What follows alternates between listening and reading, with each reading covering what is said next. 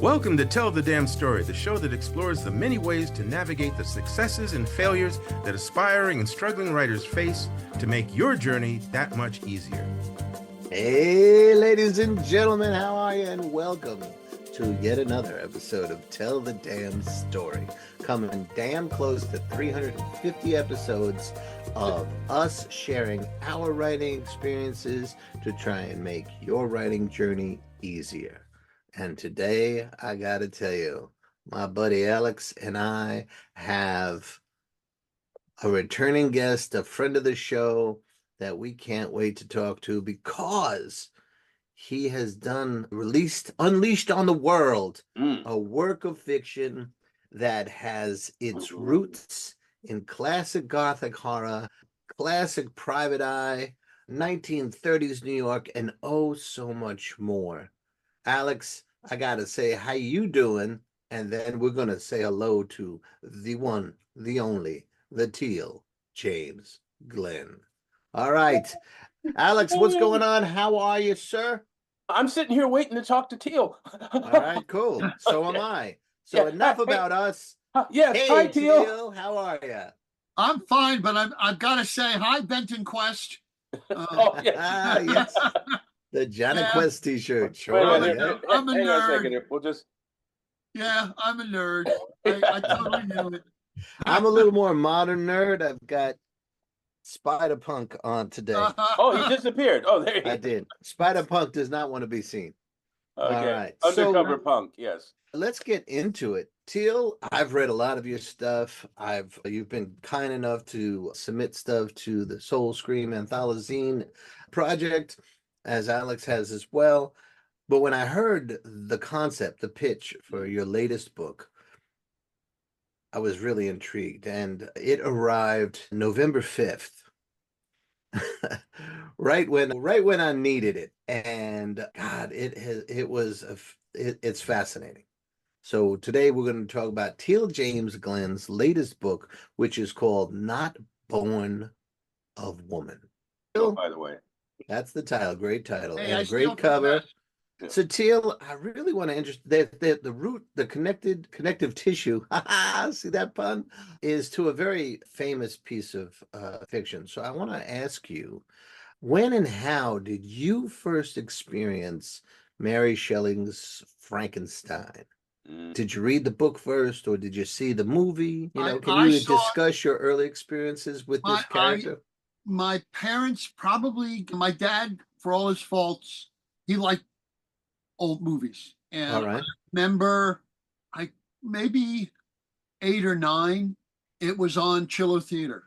Oh, Oh, Saturday yes. night was the Karloff Schiller. Frankenstein. Yep, 6 big fingers. Yeah. And I was totally taken with it. Although I'm sure I had a different take than other people because my grandmother was a hunchback. Oh, wow. Oh. Okay. And so I never, ever viewed the hunchback as a monstrous or grotesque figure. She's grandma. His personality was out there, but the fact that he had hunchback meant nothing to me. It was just a thing people had. Right. So I immediately had a different take. And then seeing the creature, again, Karloff's portrayal totally had my sympathy. Oh, yeah. It was all about this poor thing. Stop yelling at it and throwing things at it, shooting at it. And I probably didn't read the book itself. I'm sure I read comic book adaptations because Dell did an adaptation. Oh, yeah. Yes. Classics Illustrated. Yeah. Yeah. I don't think I read the book itself probably for another 10 years. I was struck by how different it was. Sure. Yeah. And how we spent more time with the creature. Yes. And we see that he's an erudite, essentially a genius, because he teaches himself language. He has the Tarzan gene, where you can learn language by just seeing things or listening and learn the language. And it's like the very first time I read Dracula, I was like, this is nothing like the movies. Holy crap. Right. And it changed my appreciation. I now viewed the whole universal monster thing as almost like an alternate reality world to the book. Yes. It was its own thing, and it was not Shelley's Frankenstein. Right. Which kind of opens up the possibilities of the character. Yes, yes. And it's funny, I just wrote an article for Paul Bishop is doing a thing on alternate versions of Sherlock Holmes. Okay. I wrote a chat, and it was actually one of the first things I wrote after the 5th. It helped me clear my head because he said it was due by the 15th, and then we got to the 5th, and I'm like, I really should get to this. And it gave me something to focus on. And it was on the fact that the Manly Wade Wellman War of the Worlds, he wrote Sherlock Holmes in the War of the Worlds. Okay. And it was the first time I read a pastiche of something that combined the streams, that crossed the streams with two major, aside from Warner Brothers letting us see that Bronco could be in the same world as Cheyenne and Maverick. Western really. references, folks. Old TV Western references. Yes, look it up. That was a Google, gift for Alex. But it was the first time that I was like, oh, you could take this War of the Worlds thing, and you could take Sherlock Holmes, and you could take the two classics and cross them. You Right. should read some Alan Moore, though. But this was well before Extraordinary that. Gentleman. This was well before that. Really? This was in 1974 is when he wrote it in 72 or 74. It was in fantasy and science fiction. That's where I first encountered it. Maybe Alan had been inspired by it. Yeah, and it in a way gave me permission to think of that, which later on led to me doing Robert E. Howard adventures, where like Robert E. Howard meets Dracula in Cowboy Carpathia. Right. That led me to think about other things that were classic, which led me to think about Frankie. Yeah. To his friends. Yeah. And so it all like swirled around together in there. Yeah. There was so many different iterations, even in Saturday morning cartoons when we were kids with Frankenstein Jr. and the Impossible. Right, yeah, there was so many of those things. I do want to ask a couple more background questions and then get into your latest. So, having gotten you to talk about your first encounters, how do you view Shelley, her novel, and her creation these days? Has she grown? Has the character grown over the years for you? I think it is, when you look at the world that she wrote it in, it's all the more remarkable. She says that she was like a local legend she heard of or something that inspired it. But here was somebody who had essentially no background in anything but some classical literature. So she knew about Faust, and she knew about Prometheus, and she knew about these things. But for her to synthesize it, this 18-year-old girl in 1816. It to me, it's a moonshot. It's someone thinking so far out of the box and so far ahead of their own time. Now, it's when you read it, it's not nuts and bolts. Oh, look, I did this electronic thing and I did that. Or there were some experiments with Volta touching electricity to frogs' legs. That was it. Right. And just to conceive of it, it recasts the old Greek legends of forming a figure out of clay and breathing life into it, the whole golem legend, all of that synthesized in her head in a way that there used to be an old TV series called Connections. And the brilliance of the show was that he said that no idea comes out of nowhere. Anything that occurs is the synthesis of many other things that have come together in such a way as to be unique. Yes. And to me, this 18-year-old girl coming up with the concept of a perfect man being created out of the hubris of a man who is imperfect and yet be spurned for that perfection. Yeah. It's absolutely brilliant. It is, I think, one of the great moments in literature. Because there really is no precedent for it. Well, it's literally Poe creating the detective story. There Right. really was no precedent for it. Not really. Right. And she just doesn't get enough credit Yeah. because she created not just, it is a fantasy. It's not really science fiction, although Right. the fantasy comes off of a concept of science in the Right. Mhm. but it creates, there is no, it's the beginning of looking at the irrational world rationally and emotionally Yeah. in a way that other stories haven't. So I have two more background questions that I'm going to combine here because I want to jump into what you've done here. So about Frankenstein, where do you think, or where do you place Frankenstein in the pantheon of fictional characters? And why do you think Frankenstein's creation has such lasting powers or power? I think Frankenstein sits, it sits between Pinocchio and Superman. It is the every child's imagination of an inanimate object coming to life, Mm-hmm. and every dream of having power that we've ever had. And yet it is the story of innocence. It is the story of how the world turns innocence into something wrong and vile.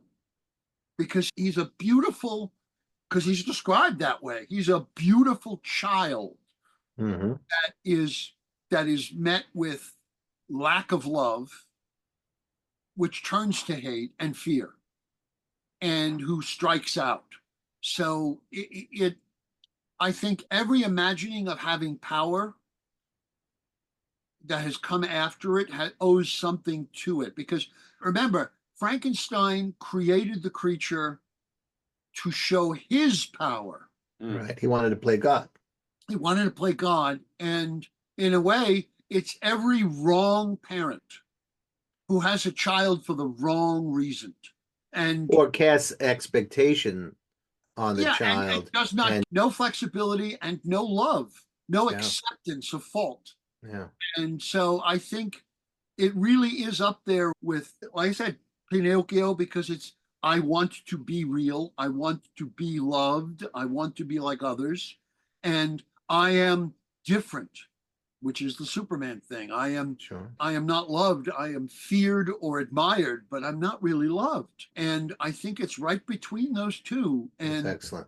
Now, Alex, you said, what year did Shelley? 1816. She wrote it in Right. 1816. I think it was published in 1888. No, 1818. Sorry about it. So it was 1818. 1818. And Yeah. initially published anonymously. Close. And- You couldn't have a woman there. Oh my God. Exactly. Again, yes. And then I think erroneously accredited to him, and eventually she got the credit. Yeah, he would have taken that credit forever. Oh, hell yeah. You So know, now, 1818, that's when that first came out. But in 2024, Not Born of Woman comes out. Can you offer a brief explanation of who your character, Adam Paradise, is, please? Yes, and how does this connect to Frankenstein? Yes, it's allow me to explain. Allow me to elucidate.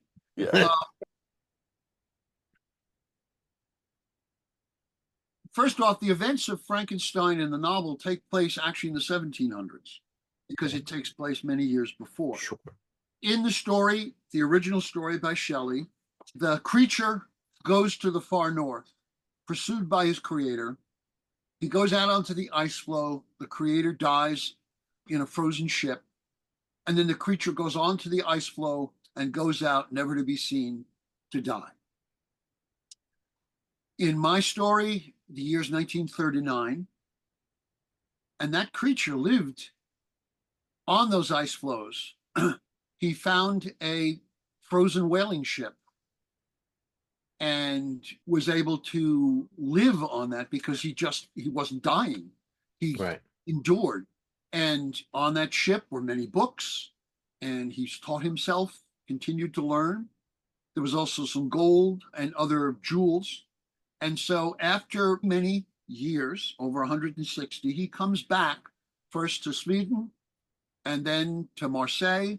And eventually our story begins in New York in 1939, where he's been in the city about 3 years, and he has come back to mankind to try and find his place, to understand what it is, what mankind is, and how he relates to it, because he's not sure of his place there. And he has set himself up as the profession he decided would give him the most insight to human problems as a private investigator. And he takes the name Adam Paradise because Paradise Lost is his favorite poem. Sure. And each of the times he has used an alternate identity, he's always been Adam, but he's had different. He's the first of his names. kind. Yeah, he's taken different last names from that poem. And in this particular instance, he is Adam Paradise. Cool. Now, so the Mary Shelley's Frankenstein creature is now in your hands, Adam Paradise. When and how did the first inklings of Adam Paradise first come to you?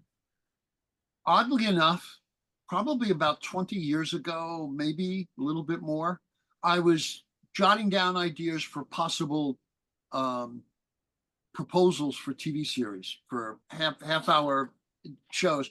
And I've always loved Peter Gunn and Mike Hammer and the half-hour TV show format. So I thought, what could I play? I'm 6'6". They usually cast me as bad guys. I could conceivably play Frankenstein, monster, as a PI. And it was literally a one-line concept. That's a great high concept. You know, and then it went into the pile of other concepts that swirl around. And probably 4 years ago, I wrote a short. There was a call going to be going out for occult detective stories for Weird Tales, I think. Mm-hmm. And I'm thinking, I have an occult detective character, but it already exists. There's in a bunch of stories. And let me think this. Oh, wait a minute, this old idea. I guess him being a monster would constitute an occult detective. So I started writing a short story. And target was like 5,000 words. And I got to the end of the 5,000 words and I'm like, no, there's just too much going on here. And I didn't want to write a novel at that point. I really resisted it. And Adam kept saying, no, you have to write me. It's one of the reasons I said the female lead in the book is Vendoma Calderash, who is a Roma. It's easy for you to say. And she is a Roma. She's Romani. But she's a hunchback. And I wanted to honor my grandmother. Sure. Basically making what is essentially the ingenue lead a hunchback. This is not an ugly thing. This is just who she is. And Adam being who he is, it allowed me to write someone who does not have our prejudices. Right. Comes into a world and looks at you and does not see physical deformity, skin color, religion, ideology. He sees the individual in front of him who presents themselves as who they are. And I would say that he does recognize those elements. Like he notices that she's a hunchback, but it doesn't make a difference. He notices everything else about other characters. Yes, but absolutely. It does not preclude his acceptance of it. Yes, that's just it. People who say I'm colorblind are assholes because no, we see. It just doesn't matter. You have a blue shirt and you have a green shirt. I don't care what color shirt you have. Yeah. And is it a lovely shirt? Yes, or a not lovely shirt. Is it a clean shirt? Is it a dirty shirt? Those are realities. But whether they matter how I deal with you? No. Right. And that, for Adam, he recognizes that humans have faults. He recognizes that humans can be petty and tribal, but doesn't understand it because he's not. He doesn't. These things don't mean anything to him. Yeah. He is the ultimate outsider. Well, just to look at his creation, if you will, Whereas we're born into this world as these tiny little individuals. And in growing up, we're exposed to society and family values and whatever those may be, and whatever traumas and all that kind of stuff. So we are inundated with society as we are growing over a period of years. Whereas he created physically as an adult, then doesn't have that much time and exposure to society before he's cast out by it. And then Yeah. you say he spends what, 100 and some odd years by himself, really absorbing what we are through literature. Yeah. And, Yeah. and often in writing this, I was thinking about the fact that I remember reading, it may have been the Jose Farmer book, but he's talking about how Tarzan learned to read, taught himself from picture books, and that Tarzan is essentially has Victorian morals because those are the books he was exposed to. Mhm. And I thought about that. If he is exposed to only the books, at least initially, that would have been published before, say, 1770 or 1780, he would have a very deep classical knowledge. He would have things like John Locke. He would have those people, Franklin, to draw on. And it wasn't until he got to Sweden and did his reading there, and then in Paris, in Marseille, rather. And I chose those places because those are more melting pots where an odd individual could conceivably blend better. And that's why he comes to New York. He would see the prejudices, but again, he would see them from the outside. He would be able to read, I'll say it at this point, but at this point, he would have been able to conceivably have read Mein Kampf, but having read all the literature that came before it, and from the other side, he would see it for what it was, is this is my bubble. This is the information that I have, but he could look at, see this information because he has there's no governor on him that says, I will only look in this direction. He looks everywhere. It's constant. It's interesting to me in Not Born of Woman, there is reference to having been in Sweden, having been in Marseille, and between the lines is he had to have traveled from the Arctic to Sweden to Marseille. In my mind, there's this whole wealth of experiences he had where he's like, nope, I got to keep going past this village and found the places and recognized them as melting pots. So that, but the idea of him being so well read, so well self-educated, such a student of the world, of civilization, of people, has a real impact on Adam Paradise that I recognize as very organic from how Mary Shelley represented her creature, but it also allows you, the author, to give Adam room during this mystery, this private detective adventure, to quote great minds. And whether it's literary or philosophical or religious, spiritual, whatever, that is an authorial decision that fascinated me. One, because sometimes that's done and it feels shoehorned in. But this character uniquely is open to have absorbed all that. What was the decision, the thinking, and the decision-making process for, yes, I'm going to equip him with the kind of mind and the kind of memory that suggested in Mary Shelley's piece, but that allows him, he has a character, the bookstore owner, that tests him with quotes every time he walks in the store, right? Yeah. So there is, what's funny is Alex once told me what you write about or what you do attracts similarly. I was writing some dark stuff at the time, but it works as well for any other degree of engagement. And we see it here. So what was your thinking to where you decided that Adam Paradise would have that facility? Because I wanted, first off, I wanted to write it first person, a la the detective trope. The dame came into my office and she walked over there and she did that, and actually construct. And that's the one thing. And I wanted to construct an actual mystery that was a solvable mystery, so that the were you to remove, in theory, all of the occult elements from this, there would still be a story. Right. I didn't want it just to be flashes and boom bombs. But Never want those boom bombs out. because it was from his point of view, and because he was engaging the world based on what he needed to know or what he already knew, I thought the reader needed to know that. The reader needed to know what influenced him to be there. Because say you got Mike Hammer. Okay, he's a guy from the city. He was in the war. Raised in a tough neighborhood. So, Yeah. So, but you have those things that the reader already knows and can identify with, because the reader could conceivably have been in the military or known someone in the military and could have been in a neighborhood or raised in a neighborhood. But with Adam, you ain't got nothing. He's coming to you and you're presented with a protagonist who has, as he keeps saying, he has no progenitor. He is it.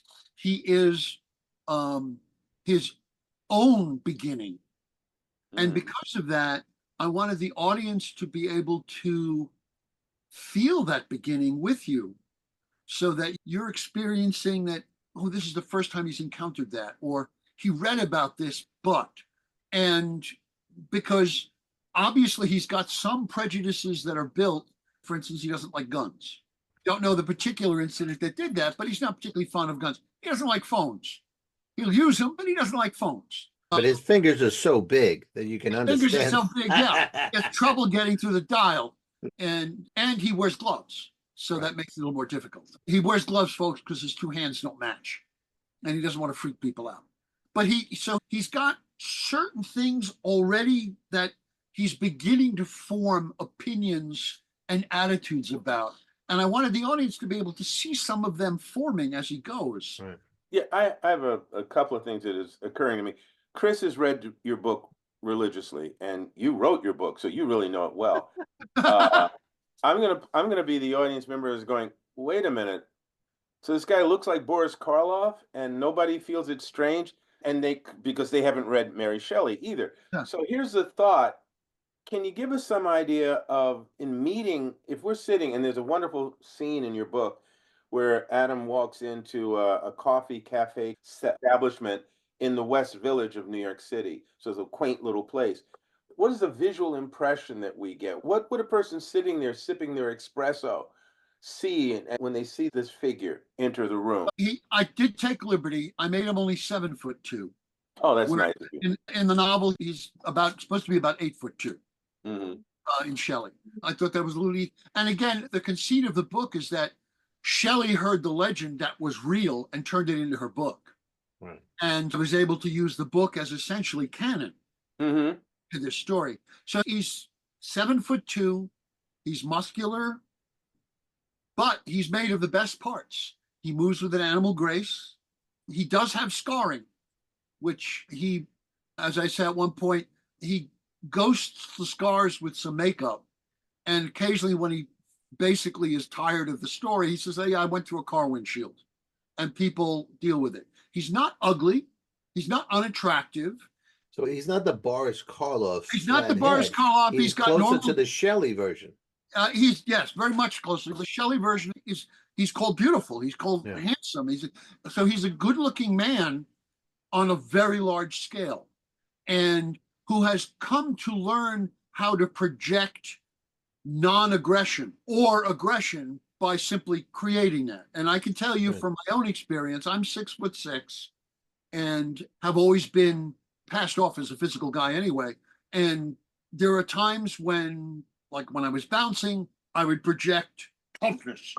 When I was teaching, I would project non-toughness. Non-aggression, yeah. Yeah, and you can do that with subtle attitude adjustments and tonal stuff and body language.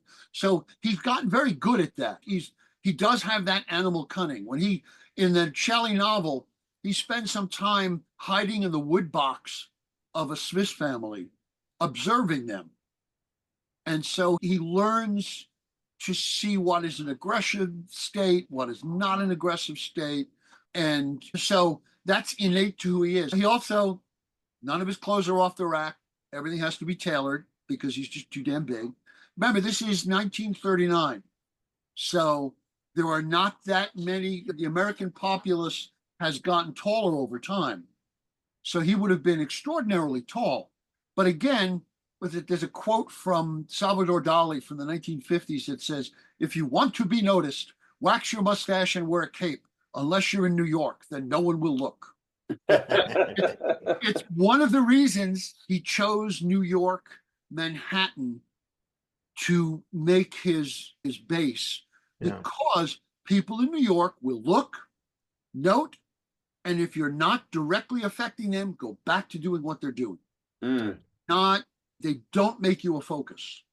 And it allowed him, but he enters a room and he's noticed. He's a big man, and he's a big man who moves gracefully. He's not clumsy. He's not, So the horror aspects are there. The scars are there. That he had been created by men is there. But so is the private detective. So you have more of the latter than the former. There's more private detective than horror per se. Yes. Right? And you're using that genre or that. It's the frame I hung the story on. But you're using it to allow this fascinating character to explore the puzzle that is humanity. There is a mystery going on. There is elements of horror going on. But through it, what he's trying to do is figure out, one,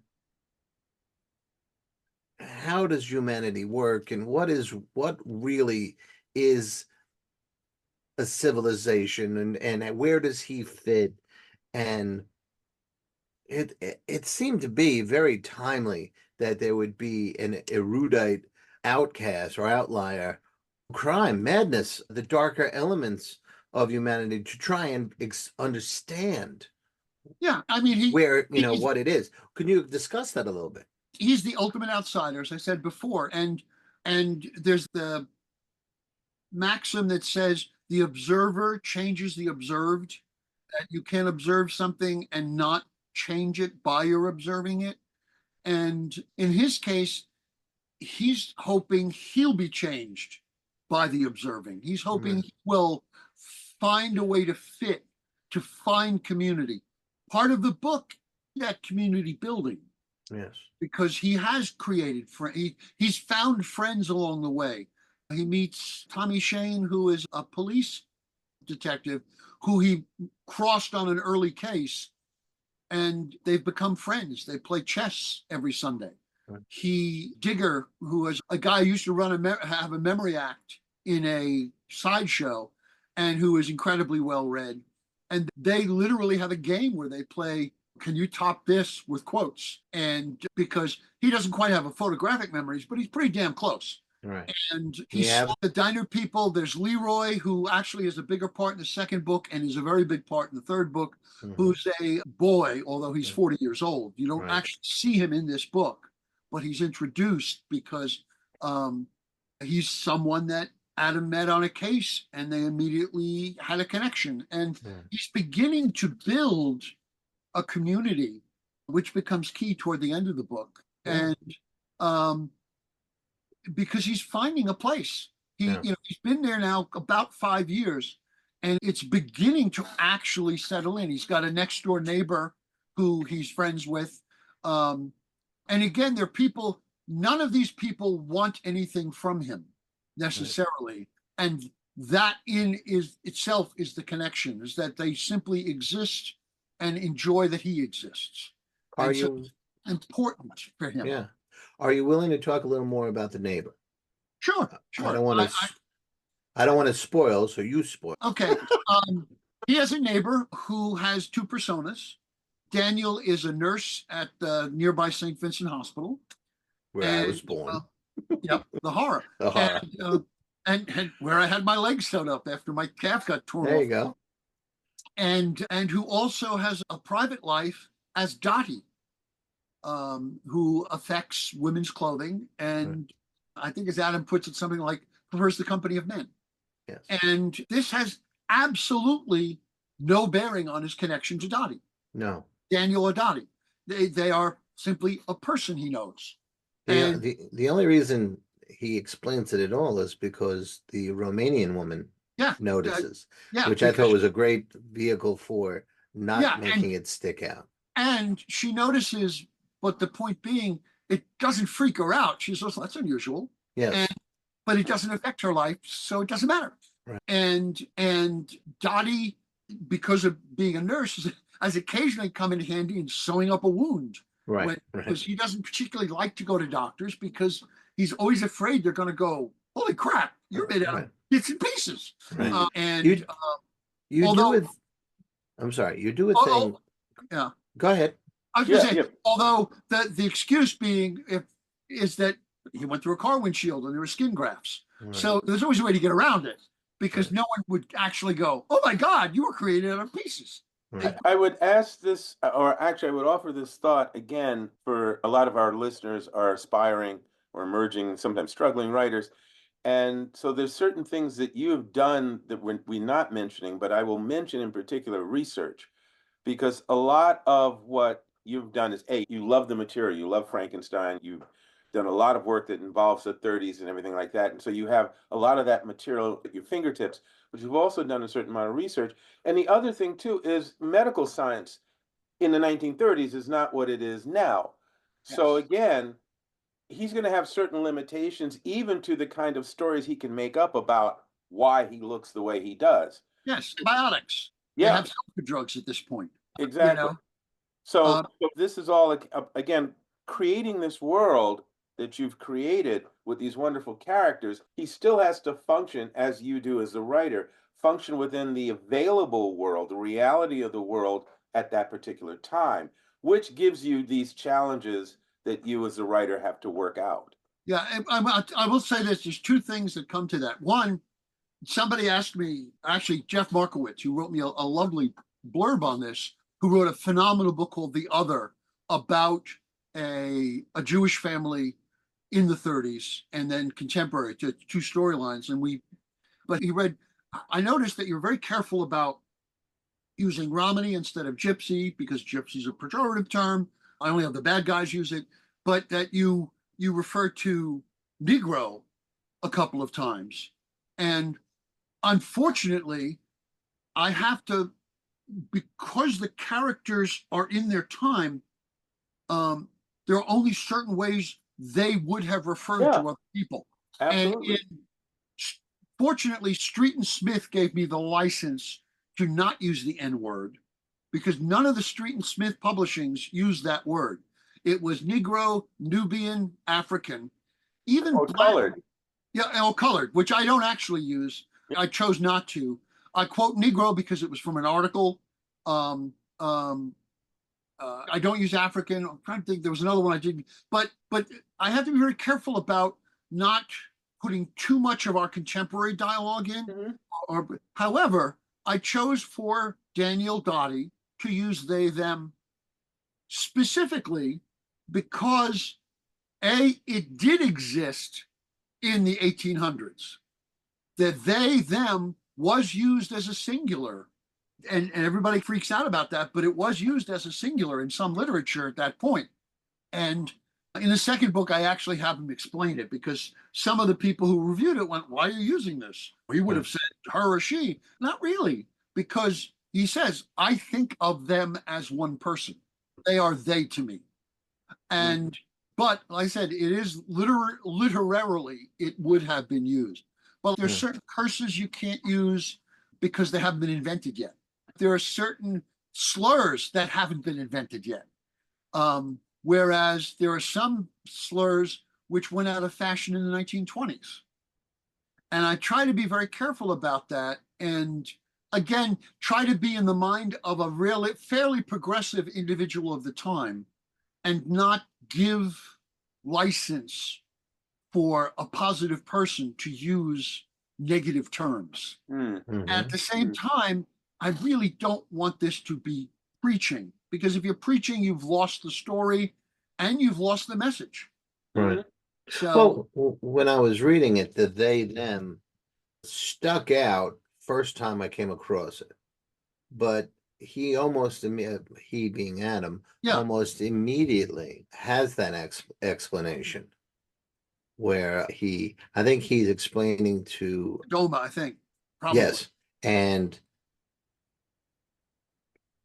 in discussing Dottie and Daniel, there's that. I don't know if this is the book where he says I see them as one person, but It's in the second book, but yeah, but the way he explains implication it, is you there. can see why he has chosen this, and Yeah. because he has a facility with observation, because he's trying to learn about humanity, which is very useful for a detective or private investigator, but Yeah. also a penchant for dropping the pearl of wisdom or the quote that he has, picked up from books, etc. He is that thoughtful. He is always thinking about, it seems to me, he's always thinking about context and where things fit in, including himself, Yes. including this Romani, a hunchback woman who needs his help. And that's all. There's no other reason. This is where this fits. I can be of some service, or Dottie and Daniel's, they're neighbors, and there's a mutual giving. He'll look out for her, she takes care, or they take care of him. Yeah. The detective, mutual for a word, because most of us, we don't look for context in our life, we look for purpose. Mm-hmm. And in his case, he wants to know his context before he can find out his purpose. And in taking this job as a solver of problems or an investigator of problems, he's beginning to learn that may be his purpose. Yeah. And that gives him context. So it is, I said, this is a character that is probably the closest. It is an autobiographical beneath the surface. It is, I think I laid myself out in this book more than anything else, even the book about my friend's death that I wrote. Right. This is probably more me than anything else I've ever written. And I finished this book. I thought, okay, I'll be happy if this is all there is, one and done, and I walk away. But 2 weeks later, he came back and said, you need to tell the next part of this. And did that make you happier? Yes and no. I sold a 3-book deal based on 3 chapters of this and an outline, but the book had been already written. But now I had to write the second book, and I put it off for a bunch of months to let it, and I turned in the second book to my first reader, Carol Geisander. She's my first reader, and a couple weeks ago, and have been trying really hard not to start the third book. It keeps impinging on me. I'm like, I can't do this. This is not going to be out. Second book's not going to be out for a year or two. I can't do this. I have to find something else that I can be this passionate about in between, because I'll go nuts otherwise. But there's a lot that I want to tell with this character. And the deeper I go, the bigger the world gets for me. Yeah. There's a moment about 3/4 of the way through the book where he discovers a certain thing about the cosmos, which in the second book I really expand on. Okay. And I want to keep going with that. And the third book will take place in New Orleans, which again, because I want to get him every location in the first 2 books, because they're in New York, I have been to physically. I lived in that apartment. I lived in Adam's apartment. Well, I lived in the basement. I live upstairs. Right. But I knew that block, and that helped me. There's a Harv Bennett used to have a rule about a $6 million man and the Hulk. Like, don't have more than one fantastical element in a story, or you lose the grounding. Right. Now I've expanded that a little bit. There's basically 2 in each story: Adam and whatever else. More verisimilitude. Look at it, kids. The more verisimilitude I can put in it, the more real grounding. I know the date of the story. I made sure that the newspaper articles he's reading are from that date. He only knows the events up to that time in the world. So I cheat directly. He gets to read a quote from a Churchill book, but it wouldn't have come out for 3 months in America. But I have Digger gets him an advance copy from England. That's how I got around being able to use the quote. we were talking about context, and it would be criminal. Watch this pun. It would be criminal to not talk about all of this that we have been discussing is in the context of a fairly fast-paced, fun, mystery adventure novel genre. So all of this is, we've been talking about like the icing, and we haven't talked about the cake. We've been talking about all the great stuff in there, but it is a engaging mystery. It is a thriller. It is set in the late 30s, so there are Nazis, and always fun. Nazis are always fun to hate, right? Yeah. Can we talk about those? One of the reasons I chose to set it exactly when I did, it's 2 weeks after the very famous Nazi rally in Madison Square Garden. I have a belief that between 1936 and 1940, that was the end of the old world and the beginning of the new. I've written a lot of stuff in that period before the war happened and completely wiped out a lot of the old that was the world, and also brought a lot that was new. And this rally at Madison Square Garden, there were 20,000 Nazis. There were tons of protesters outside. It was a very real thing. And I felt that would be a good jumping off point, since he is, in essence, Nietzsche's Übermensch. He is what they think they want to be or think they are, right, when in fact he's not. And he is as several times I talk about the fact that he's fast, he's strong, his creator gave him all the best parts. Right. And he's got a superior mind. But he also has the thing they don't have, a superior soul. He doesn't realize it, but he has empathy, the thing that they lack, that Nazis can't. True fact, to be in the SS, one of the tests was you had to blind 7 cats. They wanted no empathy in their ranks. And yeah, cruelty was the point. And yes, there are no good Nazis. That's a truism.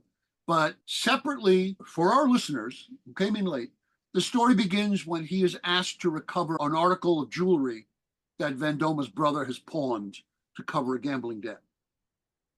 This leads our hero into a mystery to get that back, which involves him with local mobsters, Italian mobsters, who have gotten rid of it by the time he gets there, and he has to pursue it. Separately, there's a series of killings going on in the city, unsolved. Now, at the time, they were called series murders. I actually had an argument with an editor about that. No, serial killer wasn't involved a term until 1963. Before that, they were series killings. Right, because it's a series of killings. Exactly. They were not. It wasn't called a serial killer. And which brings up images of shooting boxes of cornflakes.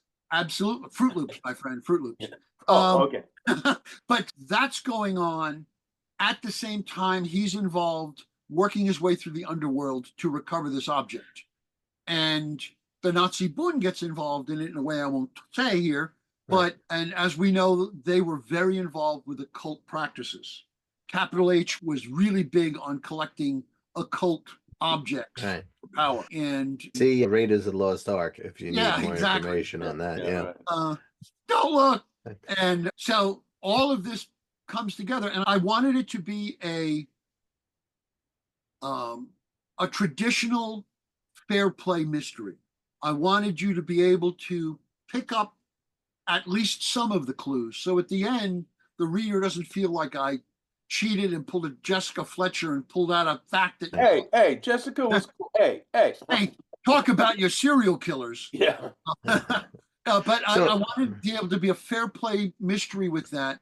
And literally, I love the form. So I wanted it to be something that would have worked if all of the occult elements were taken out of it.